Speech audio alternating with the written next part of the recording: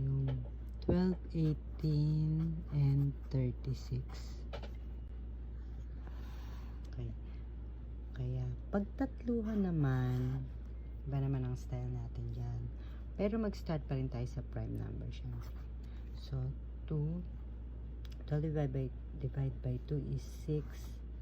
18 divided by 2 is 9. 36 divided by 2 is 18. Okay, so pa divide natin yan sa 3. Okay, 6 divided by 3 is 2. 9 divided by 3 is 3. And 18 divided by 3 is 6.